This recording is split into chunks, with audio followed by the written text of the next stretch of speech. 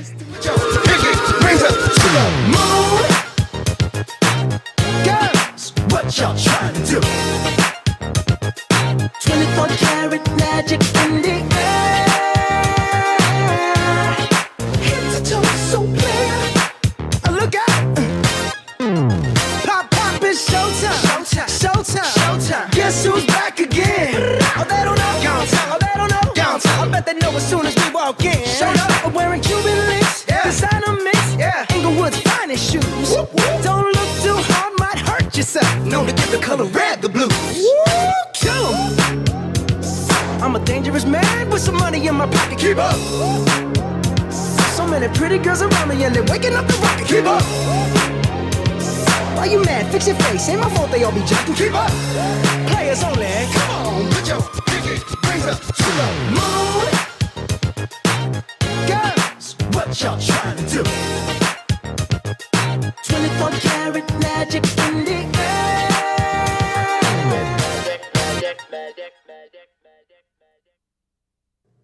Ladies and gentlemen, please welcome the Marketing Director for Evergreen Packaging, Aaron Reynolds.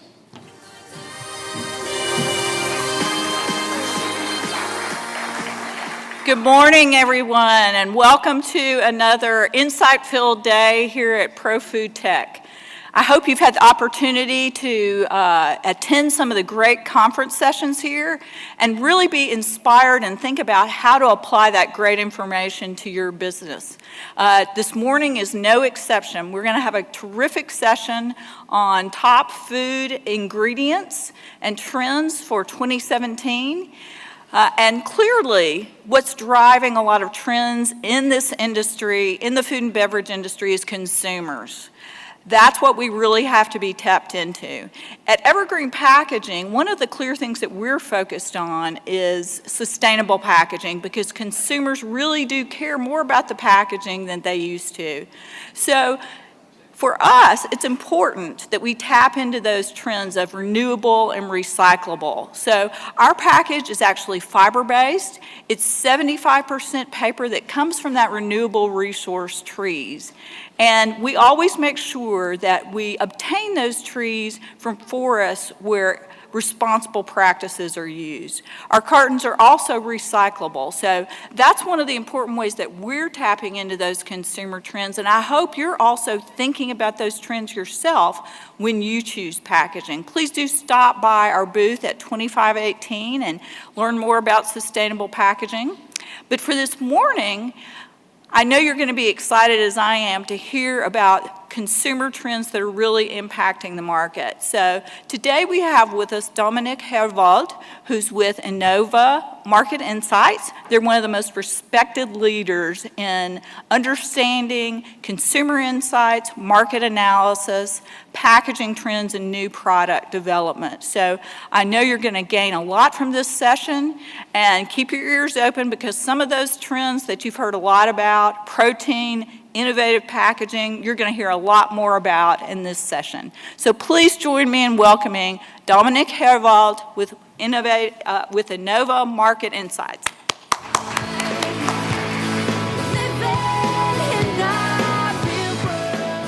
Hi, good morning. Thank you very much for the introduction, Aaron. Excited to have the opportunity to present here today. Hope you all had a good first day at ProFood Tech and the conference program around it.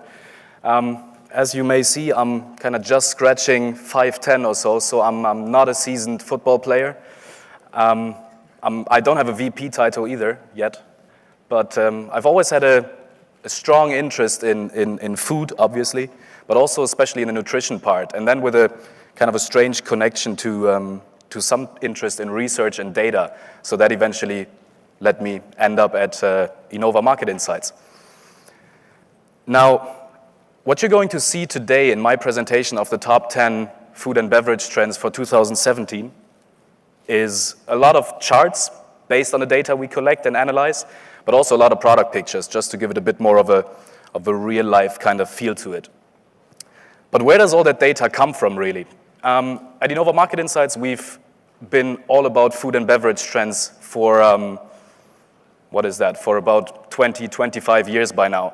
And it actually all started with what you see on the screen right now. This is, in fact, one of the very first attempts from our side to shed a new kind of light on ingredient innovation. So that's what it really started with. For us, it started with ingredient innovation.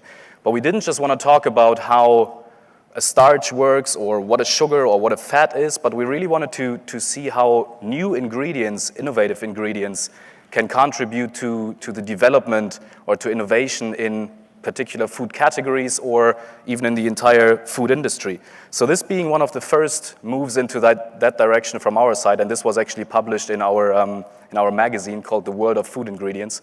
Some of you probably on the more technical side might know that magazine. Still exists today, and that is published by our company as well. So you see the products over there. I think you get a feeling for the age of those products. They don't look exactly up to date, and that is because they were all launched somewhere around 1994 when the functional food trend just arrived over in Europe, where we're based in the Netherlands, actually.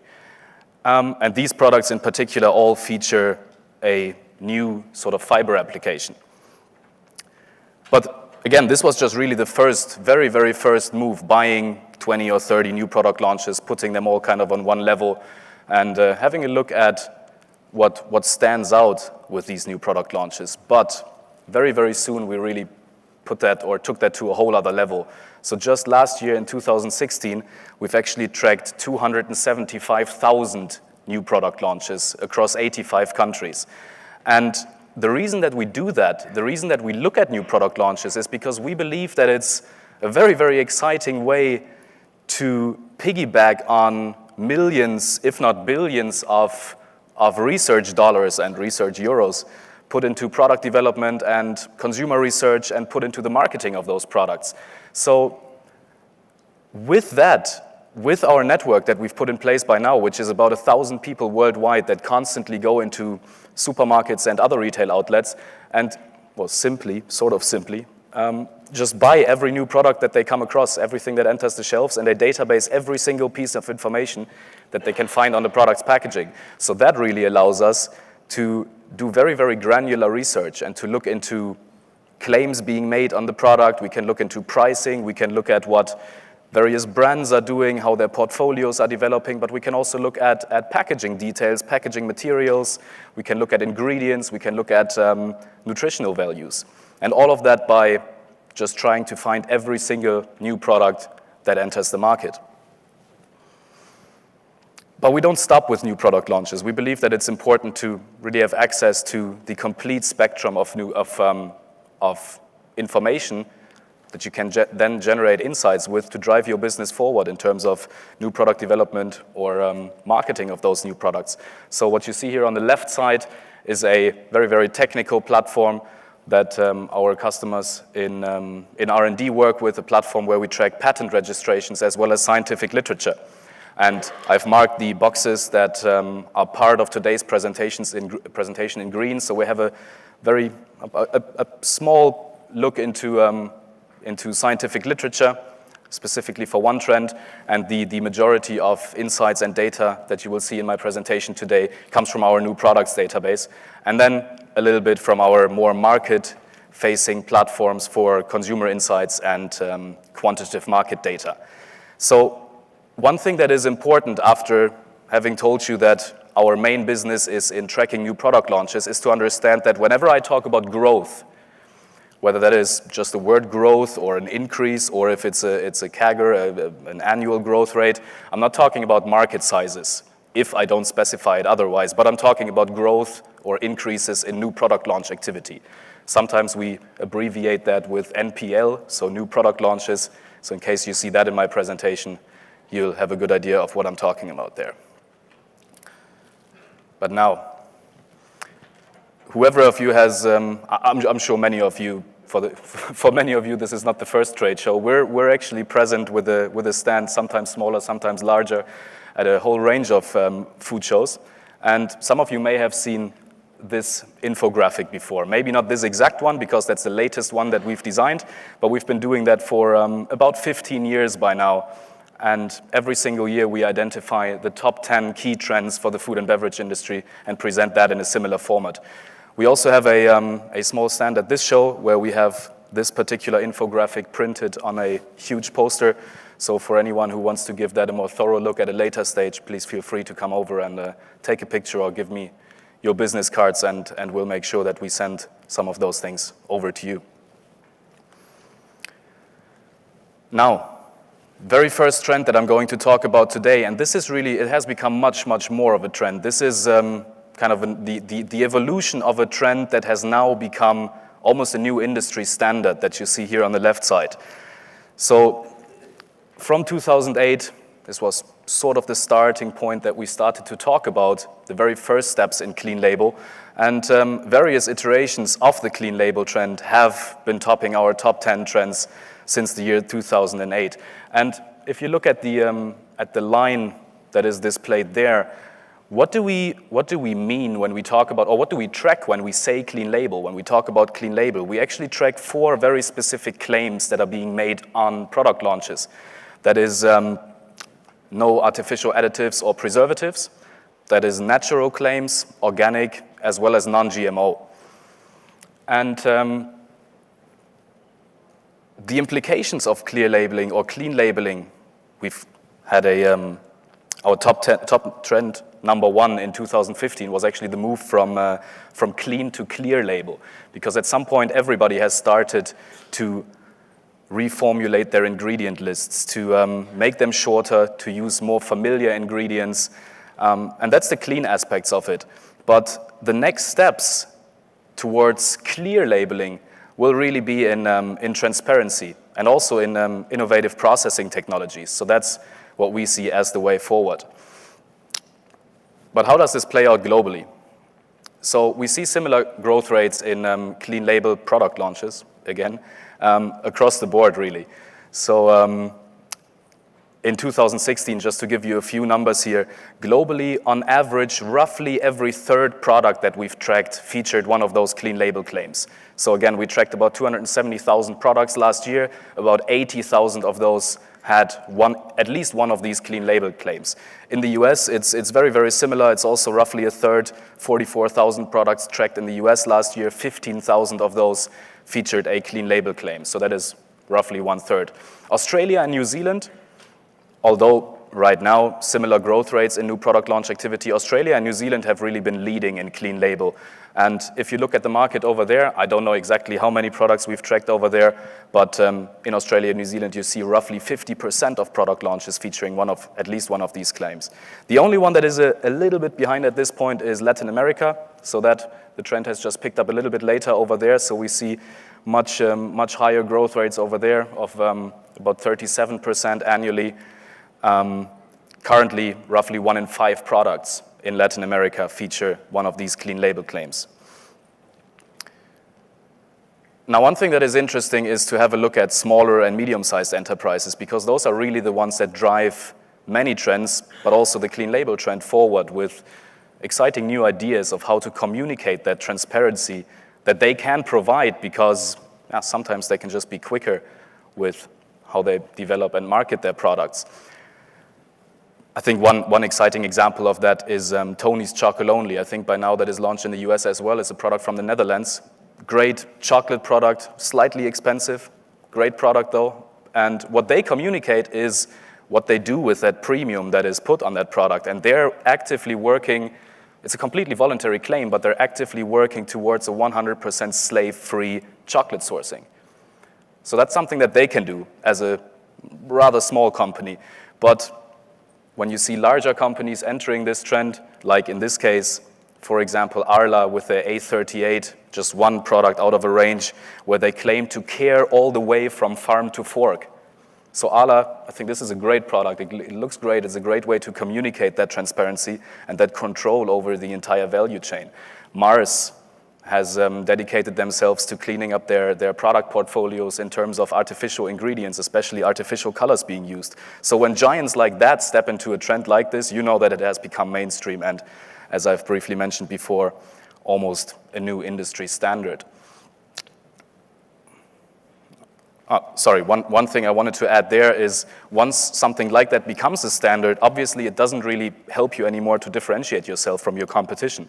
So what do? Whether you're a small company or a large company,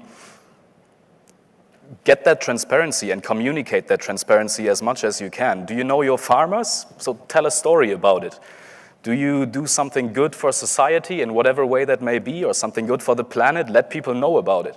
But make sure you have facts to back that up. People have access to information in a way that, in an amount that they've never had before. So eventually they'll figure it out if there's not all that much truth behind it. Now, the second trend that I want to talk about today is disruptive green.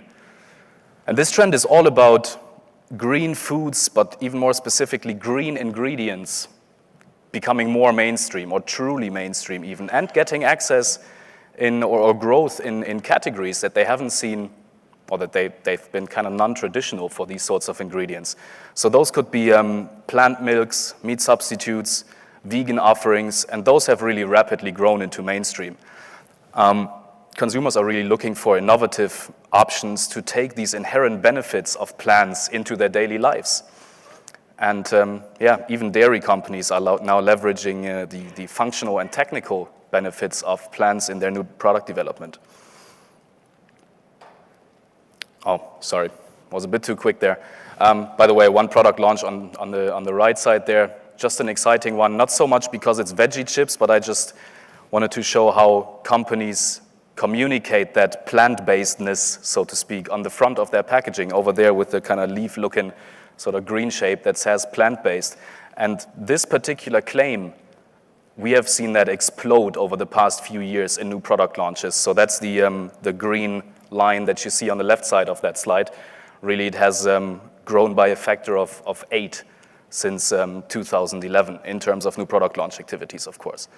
And that plant-based sort of the approach can be shown in alternative proteins. So we see applications of pea protein pop up anywhere, sports nutrition for higher protein content, and of course it allows a vegan or a vegetarian positioning, which is another big thing worth looking at. Another category of application is healthy herbs and spices with ingredients such as turmeric, rosemary, sage. They all show strong growth in a variety of categories.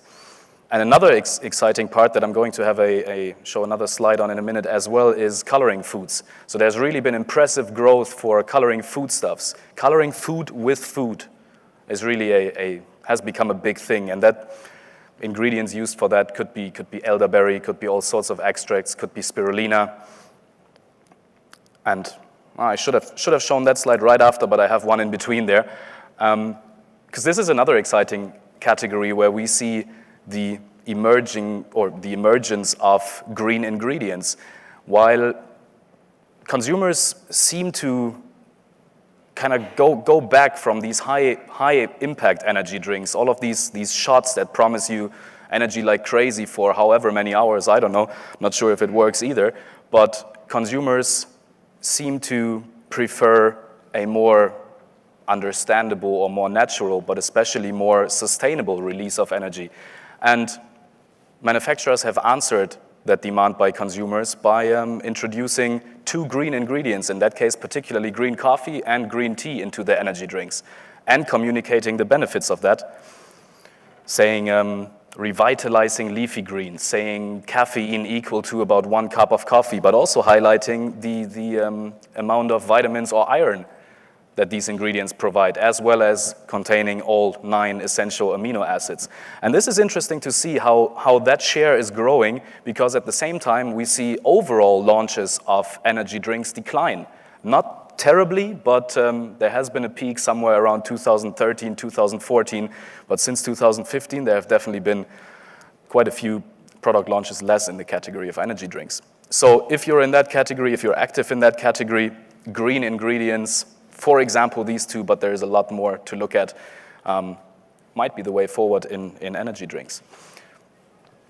I've mentioned coloring foods already, just to give you a few numbers on that as well. We see product launches with foods for color really growing since 2011, roughly doubled over the past 6 years or so, looking at the growth from 2011 to 2016. And that shows up in all sorts of categories like confectionery, dairy, soft drinks, bakery, ready meals, sauces, and as you see over here, even in ice cream in that product launch from Breyers. I just thought it was a nice design, and it says quite clearly on the product packaging, plum, cherry, and black carrot extracts for color. The third trend that I want to inform you about today is what we call a sweeter balance. I think the title gives some of it away already. This is all about finding the balance between making products healthier, in this particular case on the sugar side, reducing sugar, while keeping your flavor profile up. Obviously, flavor is still king. No one wants to buy a product that doesn't taste well. Maybe if you have some completely crazy diet plan, but I'm sure that's the minority of us.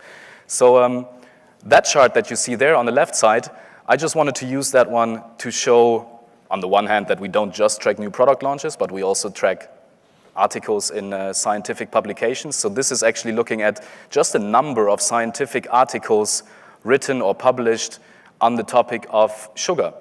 So what you see here is that there is growing pressure, not just from the industry, not just from the consumer, but really from scientific and official bodies, from the World Health Organization.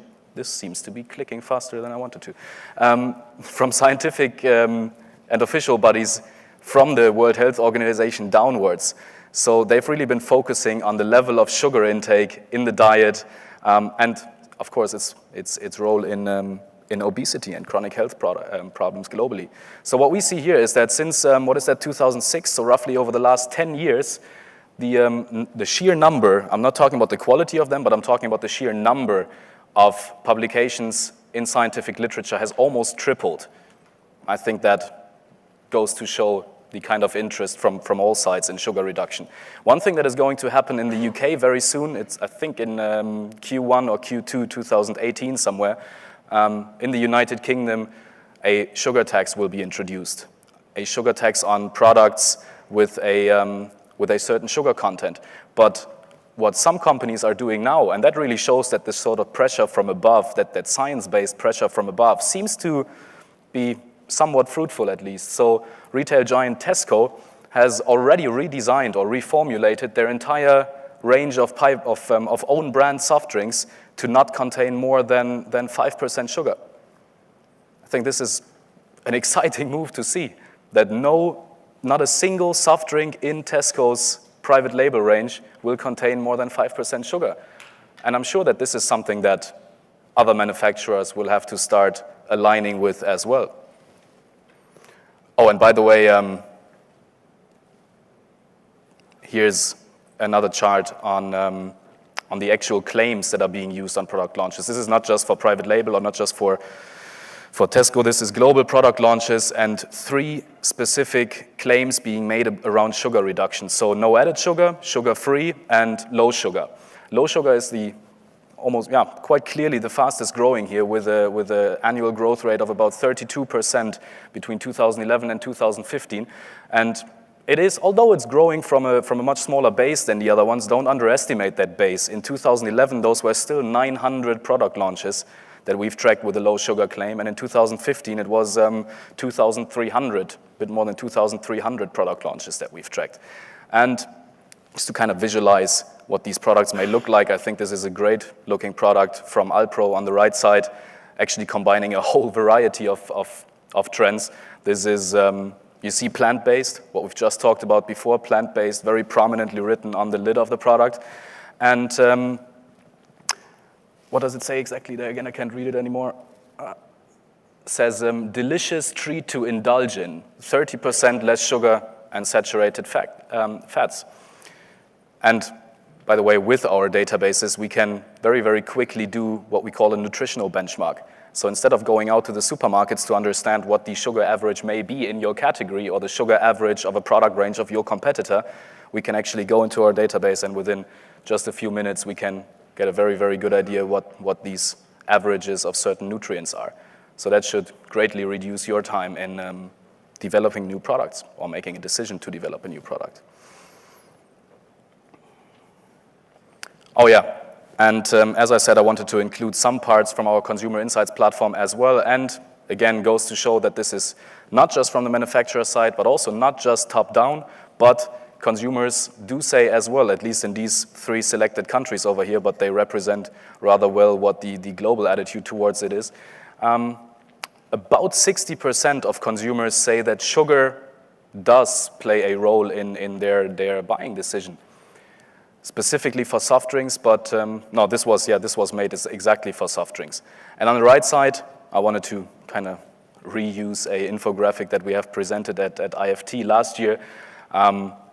This is not the content of ingredients in a product, obviously, otherwise we'd have something around 50% sugar plus other sweeteners in there, but this is how sweeteners and sugar have developed in new product launches between 2012 and 2015. So where we saw more than 50% of product launches containing sugar at all in 2012, we only saw slightly less than 50% of product launches containing sugar. And that gap has been made up by non-caloric or high-intensity sweeteners, stevia being one of them. Obviously, stevia is not the last word spoken in innovative or sweeteners or alternative sweeteners.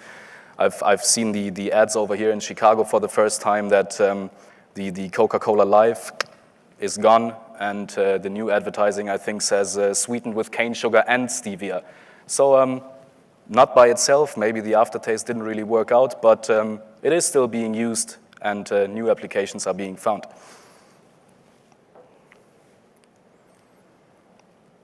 Now let's have a look at trend number 4, Kitchen Symphony.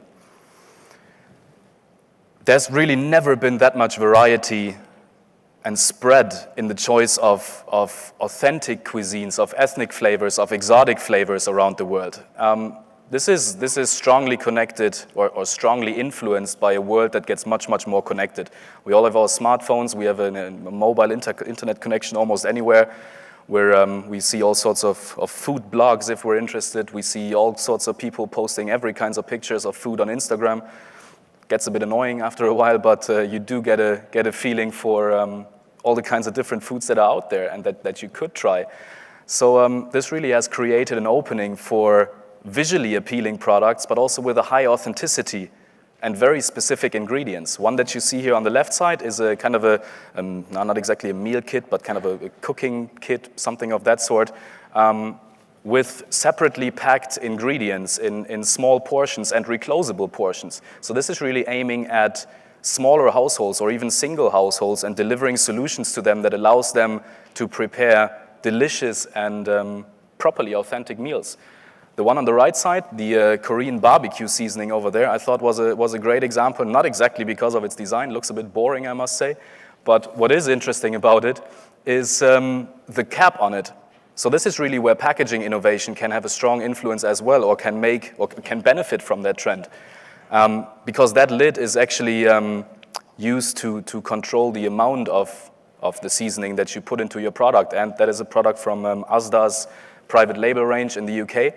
And on their website, they feature recipes for Korean barbecue, and they use the size of that lid as a measuring unit.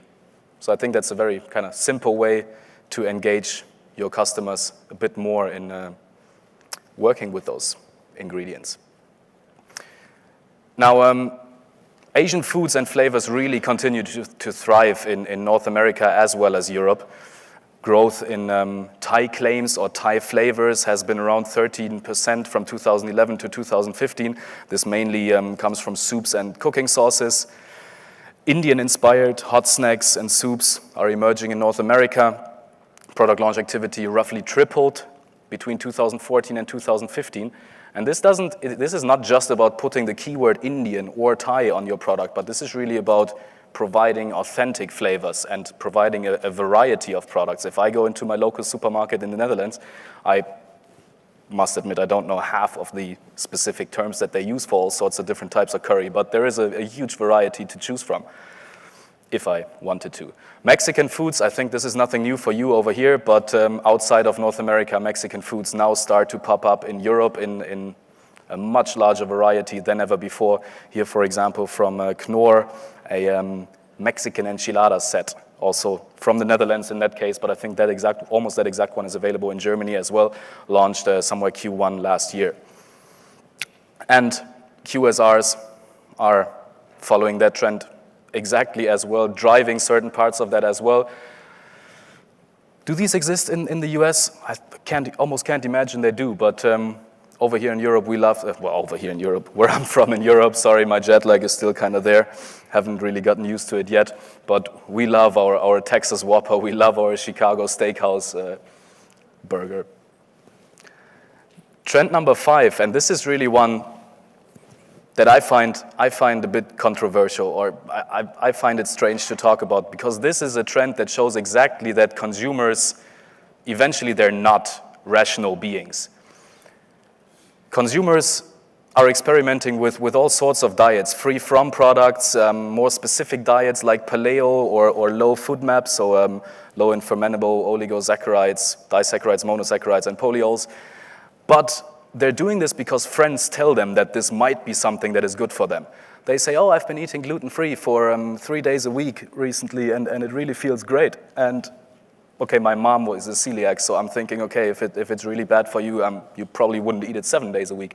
But if enough friends tell you that this is something that's good for you, eventually people will start picking up on it, and don't need any scientific backing for that at all.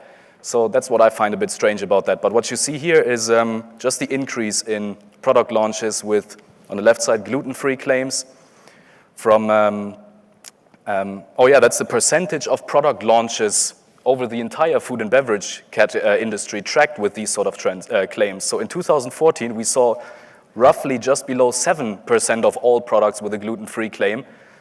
Nowadays, we see 12 to 13% of all product launches featuring a gluten-free claim. Lactose-free, although as far as I know, many more people are lactose intolerant than have an issue with gluten of whatever sort, but the amount of lactose-free product launches is almost not comparable to those that are gluten-free. Great for celiacs, no question about that. So I'm kind of happy that technology and the food industry developed in that direction as well, just to make it more delicious, what people with that can have. One product launch on the right side. This is actually a product we found at one of the leading exhibitions for end consumer products in Paris last year. The Puffed Bean Crisps, puffed beans and corn chips double pressed for extra crunchiness. Features all sorts of claims and positionings: gluten-free, good source of fiber, vegan, dairy-free, and so on and so forth. But at the same time, and this is the other side of the coin, also not always backed by science, but backed by friends, backed by half understanding, is consumers taking in more ingredients that they believe are good for them. Protein is one of them, probiotics is another one. And the winners in those, or the categories that are really winning on that trend, is cereals, with nowadays more than 20% of all product launches featuring a protein-related claim, and 12% in dairy. Trend number 6, plain sophistication.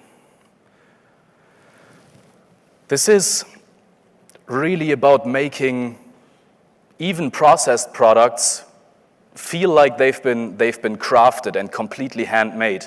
One great example here is Hellmann's mayonnaise. I think, not to step on anyone's toes, but I think it doesn't get more basic than mayonnaise, but gives you some room to say it's been carefully crafted. And this particular word, craft or crafted, has exploded over the last 5 or 6 years. So grown roughly by a factor of 4.5 since 2011. And as you may have figured out, that is, or has almost started, or at least is strongly driven by craft breweries. What you see here on the left side, I've done a quick analysis on the share of product launches split by small companies versus large companies. So, or top 10 breweries and other breweries. Obviously, there are still a lot that I would not consider a small company, but they're not the top 10. While in 2012, small companies had a share of 66% of product launches. That grew up to 76% in the first half of 2016. So what can large companies or top companies, not just in the beer category, but in any category of the food industry, what can they do work with that trend, to benefit from that trend. It's basically buy or make. Buy a small company, keep it under the same name, or integrate it into your product portfolio in some other way that kind of keeps that authenticity, that kind of craft sort of feeling, or make your own products with a bit more of a craft approach. Heineken is a great example in that. Recently launched their H41 Wild Lager, where the H41 actually stands for the latitude where the yeast was found, wild yeast from Patagonia. So this is claimed to be the southernmost yeast strain ever found and used in that beer. I think it's an interesting way to kind of put that sort of special note of craftness into a product from certainly one of the major brands in that category. Other ways to benefit from those or to use simple sophistication strategies are flavor origin specifications. So we see a Mexican lime there in the Tropicana product on the left. We see original recipes like that one in the middle, or an original ginger cola recipe from PepsiCo from 1893.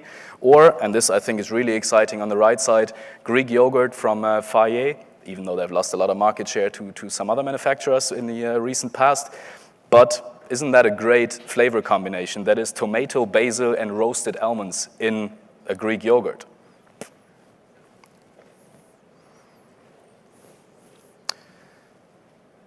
Trend number 7 is encapsulating moments. So this is really a development from that whole on-the-go snacking trend. But we're not just looking at on-the-go, but we're really looking at away-from-home snacking and the positionings around that. So some popular keywords there are ideal for school boxes or perfect office snack. And the product on the right here, I think, is really a perfect example never to miss a breakfast. I'm not a big breakfast person. I'm kind of happy I'm still jet lagged, so I wake up at 4 in the morning anyways. So I'm kind of up for 2 hours before I take the first bite. Otherwise, I'd probably skip my breakfast. If I had something like that, and I'm getting ready at home, driving to work, and maybe somewhere about an hour or maybe an hour and a half after I got up, starting to get hungry, I have a pouch like that, rip it open, add some milk. I don't even need a plate for it, and I have my finished breakfast right there. It comes at a rather steep price. So this is a 60-gram, no idea what that is in ounces, sorry, maybe 2 roughly. 60 grams, let's say it's 2 ounces, costs $1.50, and you can buy that in a pack of 10. So that's $15 for 10 breakfasts. Not sure if I'd do that. But interesting idea nonetheless, and would certainly help to capture some consumers like myself that just tend to skip breakfast. But there's plenty of room for creativity to create new moments, all sorts of new moments. You just have to have the right product and the right communication around it. But these moments can be anything. That can be moments of indulgence, like on the left side, a product from Alpro highlighting the dessert moment, products from Kellogg's highlighting biscuit moments, sharing in the middle, tear and share, or a sharing platter with some sort of antipasti in there. Or on the right side, and here we get back to quite some room for packaging innovation, is tea time and afternoon. So this is really a proper box that you can just take with you, filled with wraps, or 2 afternoon tea delights just below that. Looking at what the consumer says about snacks, and especially the key factors for them when deciding for a snack during different occasions or different times during the day. So morning snack, convenience, energy, satiety are key. Afternoon, indulgence, convenience, society. I think one thing is clear in here. Convenience is always key with these. Protein is used a lot to fulfill that wish for energy and society. All sorts of nuts and seeds mixes as well. But flavor is still king eventually. You see indulgence in the last 3. You don't see it in the first one. Maybe you don't want to indulge in a morning snack, but doesn't mean that you can skip the flavor in that one. Beyond pasta power. This is a trend that specifically looks at next steps in marketing products to kids. And I believe, I find that a very complicated one to really go deep into, or to talk about how to benefit from that. Obviously, marketing the wrong products to children has often been, or has been identified as one of the key roles in child obesity, especially over here in the US. One thing I must admit, I'm not exactly sure if something like that exists over here as well. In Europe, we have the so-called EU pledge, where I think so far about 22 largest food companies, and those are companies from all around the globe. Those are Burger King, Coca-Cola, Mondelez, Mars, Ferrero, who else is in there? PepsiCo, Kellogg's, Nestle, General Mills, all of them, all the big ones have agreed to voluntarily agreed, without any pressure from above, voluntarily agreed to not advertise food products with a certain nutritional profile to audiences where initially more than 50% were kids, but that has been updated a few years ago to audiences where more than 35% are kids. So, and these 22 members actually account for something like 80% of the advertising spending. And yeah, no ads are being done anymore for products with the wrong nutritional profile, so to speak. So if something like that exists over here as well, then maybe that was a bit redundant that I went into detail with that. If it doesn't, I think there is, might pose some challenges if it pops up over here as well. So what do we have to look at? We have to look at making products for kids more healthy and designing advertising of those products to kids in a more, let's say, educational way. And some categories where we see that a lot more in the recent past are dairy, ready meals, cereals, snacks. You don't see confectionery in there, by the way. I think that goes to show something already. Few approaches here that kind of go hand in hand with the trend is sort of a cooking or food education for kids that goes beyond what I've seen before. This is really advanced cooking classes, almost there at MasterChef Junior or Junior Bake Off. Another thing that I thought was interesting to include here is Revolution Foods. I'm sure you know them better than I do, but as far as I understand, has started in schools delivering school lunches to kids, highly nutritious school lunches, and have used the insights that they've gathered over there in schools at the counters to improve, or no, actually to design a retail range of Revolution Foods products, healthy food products for kids, first only in schools, later also in retail. Couple other fun examples, I think, how to market healthy products to kids. On the left side, this is basically a 6-pack of apples. So what can you really do with them? What they've decided over there in France last year was add a couple of googly eyes sort of stickers that you just stick them on your apples. I was still brought up, my parents saying, okay, don't play with your food. I think that has completely changed.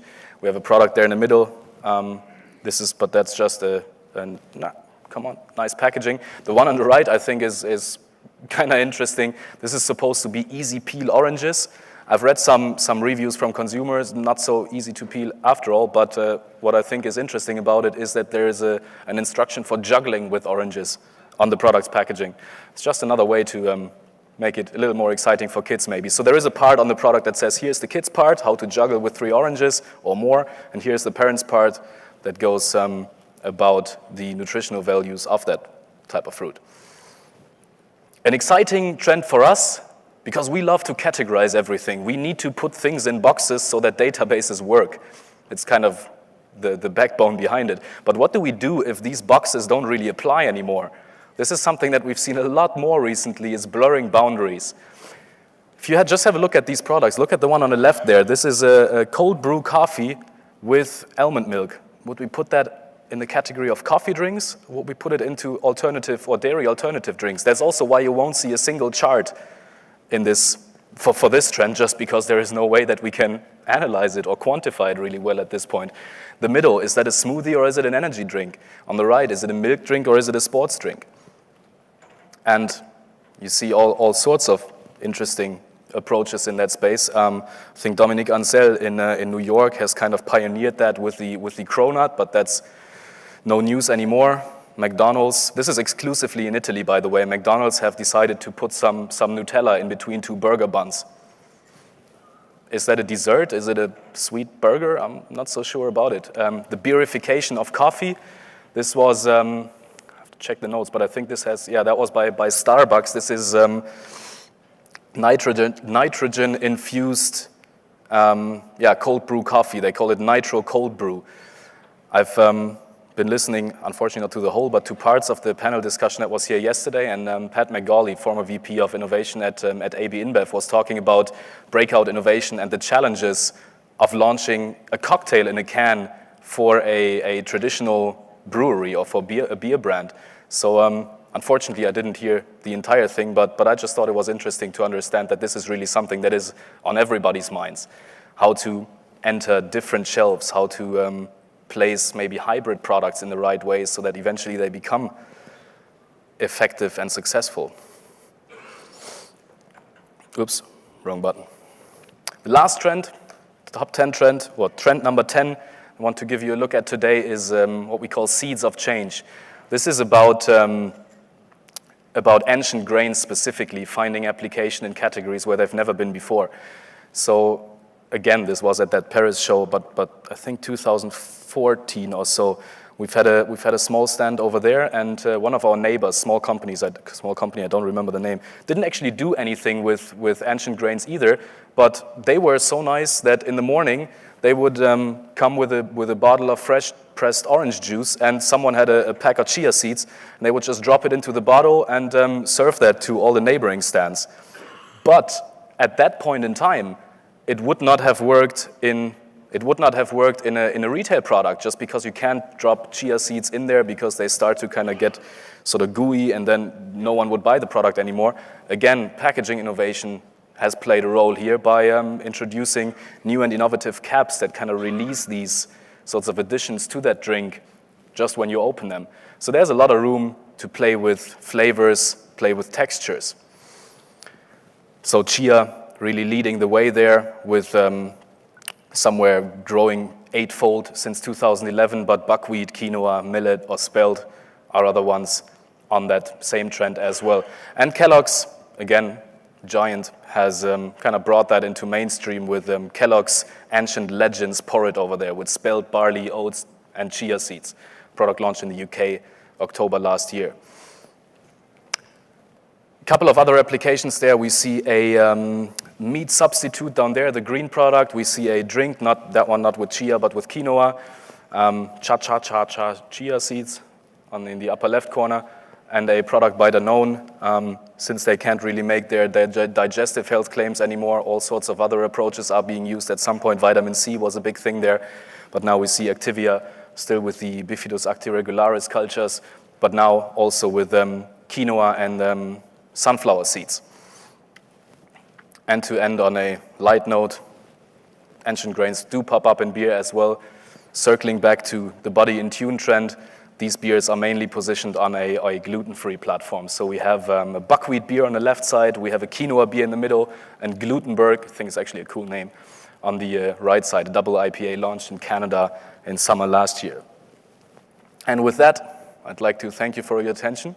If you have any questions, I think it would make most sense if we reserve some time for that at a later stage. You're more than welcome to stop by at our stand and go into detail with some of those topics if you're interested. Thank you very much.